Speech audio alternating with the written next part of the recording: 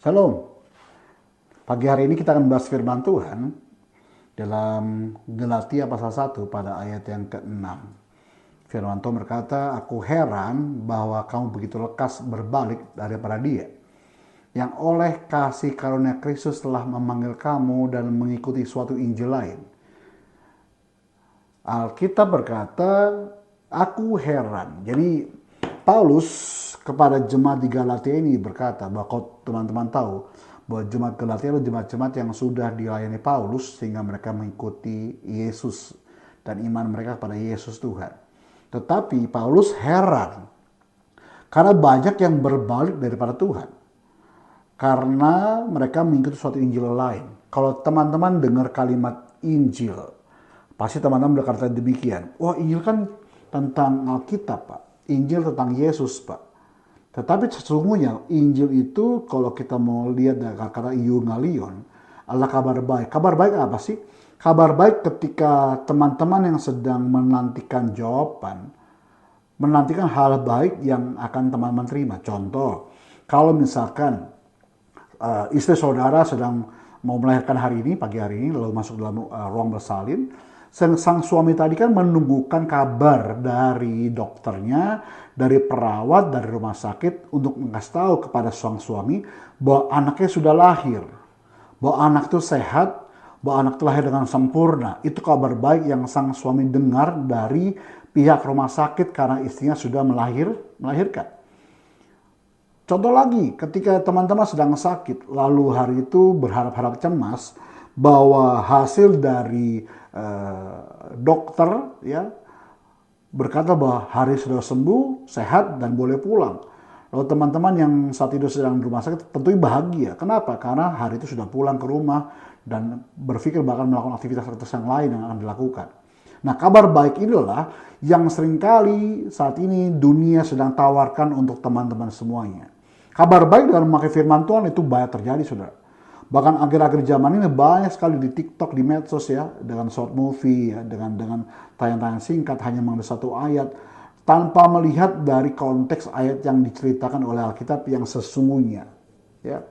Contoh gini, Alkitab juga berkata dalam Timotius, "Hendaklah wanita jangan berkepang." Karena teman-teman mengambil sebagian ayat ini, menangkapnya dengan sangat-sangat cepat, lalu para perempuan bilang kepada hairdressernya ya, para penata rambut ya bilang, hari ini saya mau di rebonding, mau di smoothing. Kenapa? Karena nggak boleh berkepang, Alkitab berkata. Ternyata ketika Timotius ini menuliskan firman Tuhan, para wanita itu dibedakan antara wanita yang mulia yang menjaga kudusan, wanita yang biasa hidup sehari dalam Tuhan, dengan wanita-wanita yang nakal, bahasa saya, wanita-wanita yang tunasusila, teman-teman. Sehingga ada perbedaan, perbandingan antara wanita yang ikut jalan Tuhan, yang hidup normal, dengan wanita-wanita yang hidup dalam dosa.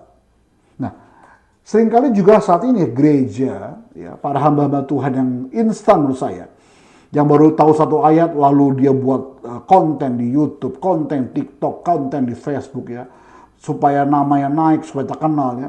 Lalu tanpa melihat konteks Alkitab itu bagaimana dituliskan dan tujuan untuk apa, memakai ayat Alkitab. Sekitar 10 tahun lalu ya, ada suatu pengajaran bahwa makan tidur diberkati Tuhan, sehingga banyak orang berbondong-bondong ikuti kepada hamba Tuhan ini. Lalu banyak juga yang ngikut mereka dan meninggalkan pekerjaan. Kenapa? Karena kita berkata makan tidur diberkati Tuhan. Lalu 6 bulan kemudian orang ini datang pada beberapa hamba Tuhan tempat konseling, lalu bertanya, kenapa Alkitab itu Yesus bertentangan antara ayat satu dan yang lainnya. Saya bilang ayat di mana? Lalu dia memakai ayat Matius 7 berkata, minta diberi, cari mendapatkan, ketuk pintu dibukakan. Kenapa ketika dia susah, tidak ada pekerjaan, dia butuh makan, Tuhan tidak tolong dia. Pada 6 bulan sebelumnya dia punya pekerjaan bagus, ya, punya penghasilan bagus dan tidak kurang makan. Saya bilang pada orang itu, apakah ayat firman Tuhan salah? Tidak. Apakah pengajaran firman Tuhan salah? Tidak. Tapi seringkali kita salah menangkapnya dan salah memakan firman Tuhan itu dengan pola pikir kita sendiri. Saudara, Yang salah siapa? Kitanya on, saudara. Seringkali gak dewasa rohani, hanya ingin memuaskan telinga saudara, memuaskan hawa nafsu saudara, memuaskan daging saudara dengan ayat firman Tuhan. Sedangkan isi firman Tuhan itu sendiri tidak selamanya tentang berkat, tentang kesembuhan, tetapi ada juga sisi yang lain, itu menderita bersama Kristus Tuhan, saudara. Makanya pada ayat ke-7, Galatia 1 ayat ke-7 berkata gini, yang sebenarnya bukan Injil, yang sebenarnya bukan kebenaran firman Tuhan, hanya ada orang yang mengacaukan kamu yang bermaksud untuk memutarbalikkan Injil Kristus. Hobi orang Kristen semuanya serba instan. Tahu satu ayat, seolah-olah tahu segala-galanya. Suruh baca firman Tuhan secara runut, ya, secara rutin, secara berurut-urutan, maunya cuma petik satu ayat.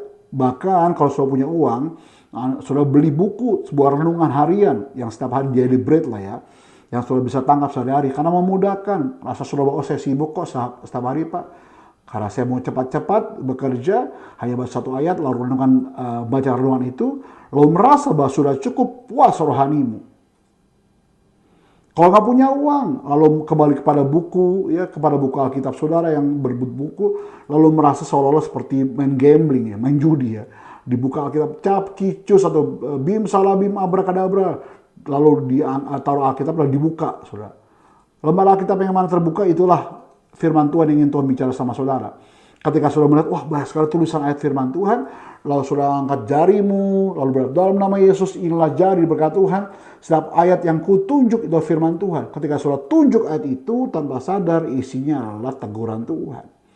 Dibaca, hai ular beludak, terkutuklah engkau, bertobatlah. Lalu saudara bilang, ini bukan untuk saya. Seringkali kita milih-milih firman Tuhan yang memberkati, yang menyenangkan telinga, menyenangkan dagingmu, itu firman Tuhan. Tetapi teguran itu bukan firman Tuhan. Bagi saya, tipe orang Kristen seperti ini harus bertobat, saudara. Kenapa? Karena Tuhan ingin saudara ikut Tuhan bukan karena untuk menyenangkan telinga saudara, tetapi bagaimana menyenangkan hati Tuhan. Jadi pagi hari ini, teman-teman yang terbiasa dengan mulai renungan harian, mulai belajar kepada baca Alkitab secara runut, secara berurut-urutan, supaya saudara tahu konteksnya, kenapa ayat itu diberikan, tujuan untuk apa, ya, supaya saudara tahu dan tidak terjebak oleh pengajaran-pengajaran yang menyenangkan telinga, yang disebut Injil yang lain, bermaksud untuk memutar balik Injil Kristus. Jadilah orang Kristen yang cerdas, jadilah punya iman yang sehat bersama dengan Tuhan, dan pasti kau melihat kemuliaan Tuhan senantiasa bersama saudara. Shalom, Tuhan berkati.